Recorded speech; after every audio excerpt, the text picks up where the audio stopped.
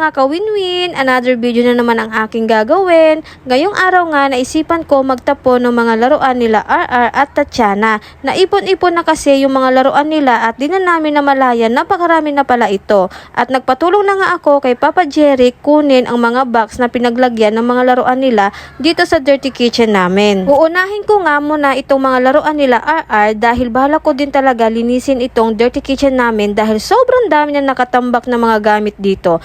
Itatapon ko na dapat yung dapat itapon para pag lumipat kami ng bahay, malinis na at konti na lang ang dapat dadalhin. Ito na nga lahat mga kawinwin ang laruan nila at meron pa sa kwarto namin kaya pati yun ido-double check ko na din mamaya. Kahit napakainit dito sa sala, pag ginanahan ka talaga walang imposible at may magagawa ka. At uumpisahan ko na ito i-check at habang sila RR at Tatiana, grabe ang tuwa nila kasi nakita nila yung mga luma nilang mga laruan at natatawa nga ako dahil yung iba naalala pa nila kung saan binili. Ang hirap pala ihiwalay yung maliliit na laruan kaya pinagtiyagaan ko talaga. And finally mga kawinwin, ito na lahat ng mga naipon ko na okay pa laruan nila at na-realize ko marami pa din pala akong itatago. Plano ko i-display itong mga stuffed toys nila pag nakalipat na kami soon. At ito naman yung itatapon ko, pati bike nila at itong maliit na motor itatapon ko na din at ibibigay ko ito sa kapitbahay namin dito na nagtatapon ng basura namin. At siya na bahala dyan kung ibibigay niya yan sa mga bata na nangangailangan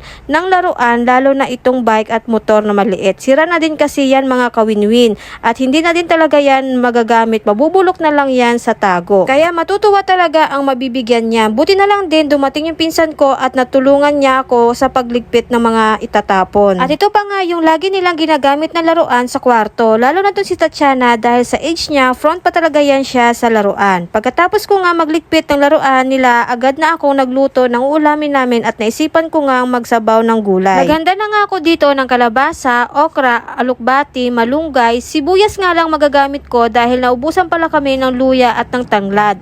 Pagkatapos ko nga ilagay ang kalabasa at okra, naglagay na din ako ng magic sarap at beef cubes at maya-maya pa naglagay na din ako ng alukbati. At sunod naman itong malunggay. Ito na ang ating finished cooking mga kawinwin at kahit papaano naman nakain sila RR at Tatiana ng gulay at agad na kami kumain. Hanggang dito na lang ang ganap namin ngayong araw mga kawinwin. Sa sunod na vlog, bye!